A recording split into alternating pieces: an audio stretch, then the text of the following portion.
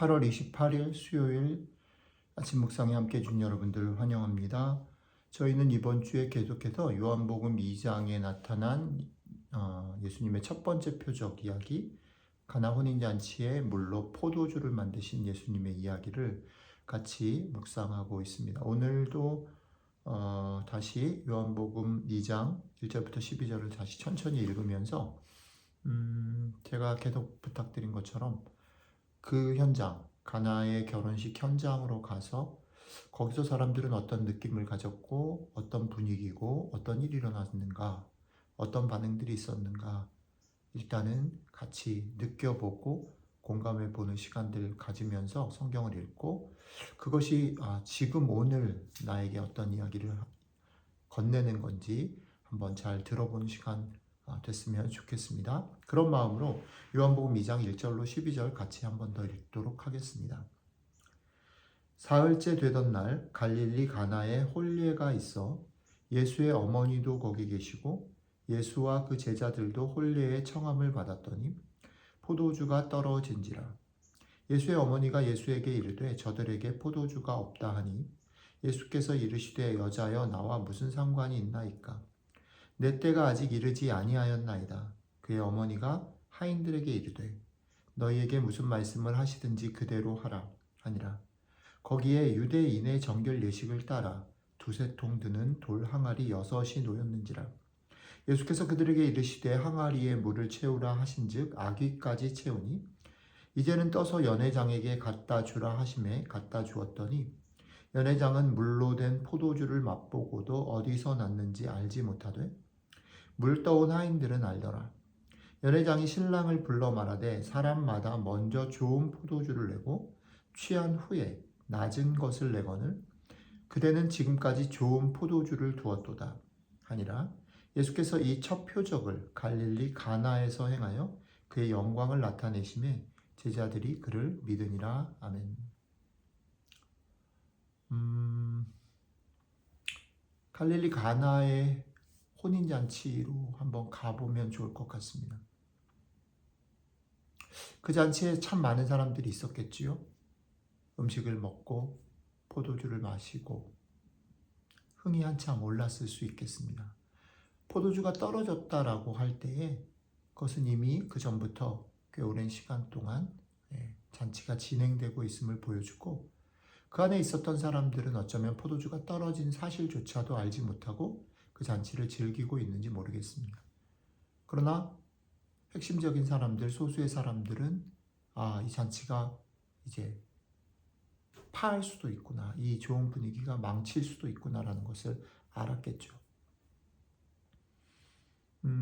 그래서 아마 그 중에 예수님의 어머님이 계셨고 그 어머니 마리아가 예수님에게 부탁을 하는 거죠. 본문에 보면 예수님이 그것을 그렇게 처음에 흔쾌히 그것을 행하지 않는 거죠.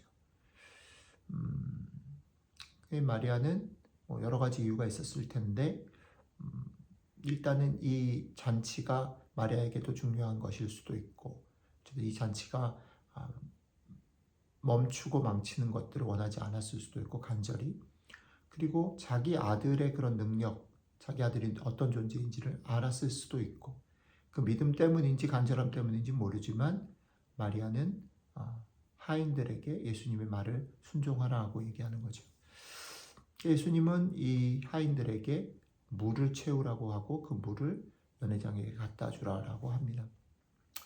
본문 속에서 이런 일들이 일어나는데, 제가 오늘 여러분들 같이 생각해 보고 싶은 부분은 이런 겁니다. 아까도 말씀드렸지만 그 잔치에 있었던 많은 사람들 가운데 이런 물 밑에서 어려움들이 발생하고 그것들을 해결해야만 된다라는 그런 위기감을 느낀 사람이 얼마나 있었을까. 또 포도주가 떨어졌는데 물로 포도주를 만들었다라는 것을 눈치챈 사람이 얼마나 있었을까라는 겁니다.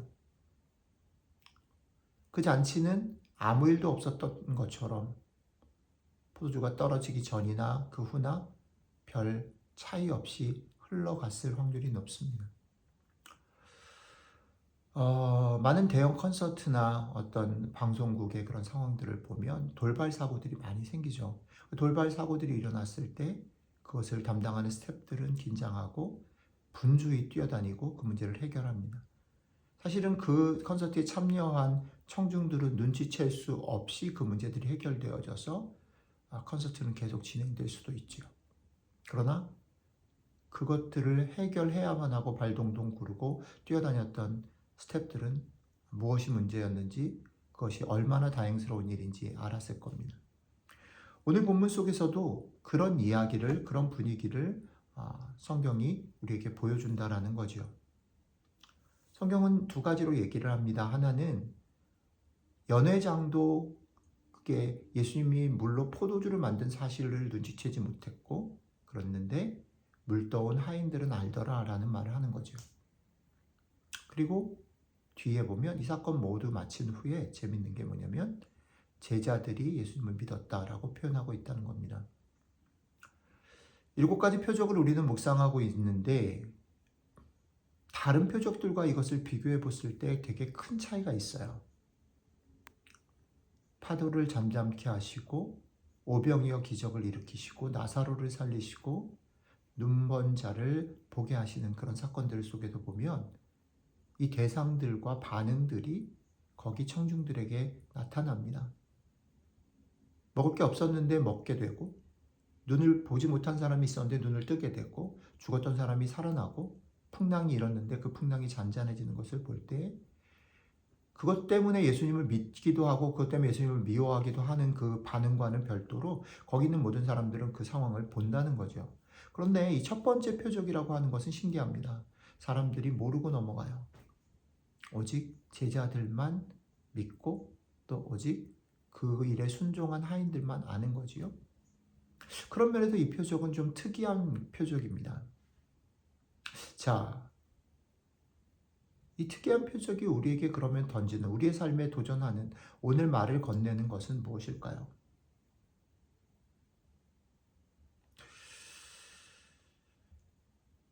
어쩌면 이런 이야기를 하고 있는지 모르겠다는 생각을 하는 겁니다. 하나님의 나라는 모든 사람들에게 감지되는 어떤 것이 수도 있지만 또 한편으로는 하나님의 나라라는 것은 대단히 개인적이고 주관적이고 신비한 어떤 것일 수도 있다라는 거지요. 여러분들의 삶에서 하나님께서 여러분들과 함께 하시고 하나님의 나라의 백성으로 여러분들이 이 기쁨을 맛보는 그런 경험들이 어떤 것들은 믿지 않는 사람들도 탐복할 만한 그런 것일 수도 있지만 어떤 것들은 여러분들만 아는 고요한 여러분들과 하나님과의 그런 은밀한 개인적인 것일 수 있다는 겁니다. 그 맛을, 그 멋을, 그 아름다움과 신비함을 알았다고 해서 여러분들이 살고 있는 세상이 확 바뀌지 않는 거예요. 그죠? 여러분들이 기도하고 응답을 받았어요. 형제를 사랑하기로 했어요. 내 정말로 짜증나는 이런 상황들을 받아들이기로 했어요. 또 내 자녀들을 믿어주기로 했어요. 기도하고 용기를 내서. 그런데 그렇게 은혜를 받고 확신하고 나갔는데 어때요? 아이들은 더 시끄럽게 말썽을 부려요. 남편은, 아내는, 그리고 또 내 주변에 벌어지는 상황들은 오히려 더 어려운 쪽으로 가고 있어요.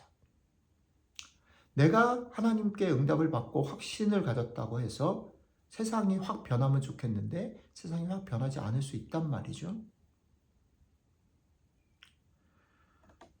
그런데 거꾸로는 그거예요. 세상이 변하지 않는다고 하더라도 여러분들이 느끼고 경험하고 맛본 그 하나님의 나라, 그 기쁨은 가짜인가요? 아니요, 그렇지 않아요. 그것은 여러분들에게 너무너무 소중한 것입니다. 그럼 이런 질문을 해볼 수 있는 거예요. 첫 번째는 여러분들은 세상과 상관없이 주변의 일들과 상관없이 결과와 상황과 상관없이 이 확실한 여러분들 속에 확실한 이 기쁨, 이 맛을, 이 아름다움을 본 적이 있느냐, 맛보고 있느냐라는 질문 1번. 두 번째는 이겁니다. 여러분들이 그 맛을 알고 깨닫고 확신했다고 하더라도 여러분들 주변이 변하지 않고 그 사람은 더 힘들게 하고 그 사람은 더 어렵게 한다 할지라도 놀라지 마시라는 거죠. 그럴 수 있다는 거예요. 연연해하지 마시라는 겁니다. 당황하지 말고 담대하시라는 겁니다. 그리고 세 번째는 그러니까 어떻게 해야 되냐면 여러분들이 맛본 그 하나님의 나라 그 기쁨을 여러분들의 생각과 몸과 삶 안에 더욱 풍성하게 채우시라는 거예요. 그걸 위해 기도하시라는 거죠.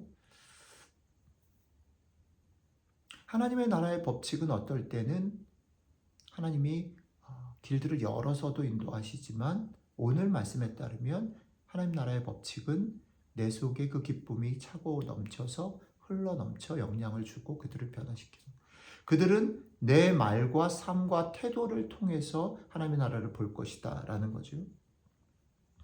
그러니 오늘 여러분들의 삶에 여러분들 안에 여러분들의 생각과 몸에 하나님의 나라의 기쁨과 자유함이 더 풍성해지기를 위해서 기도하고 그것을 채우시기를 축복합니다. 그것이 여러분들 속에서 흘러 넘쳐서 그것이 회복되어져서 여러분들을 통해서 여러분들의 자녀들이 여러분들의 남편과 아내가 여러분들의 이웃과 동료들이 여러분들이 살고 있는 세상이 이 하나님 나라의 기쁨들을 맛보고 살아나는 일들이 있기를 주님의 이름으로 축복합니다. 같이 기도하겠습니다.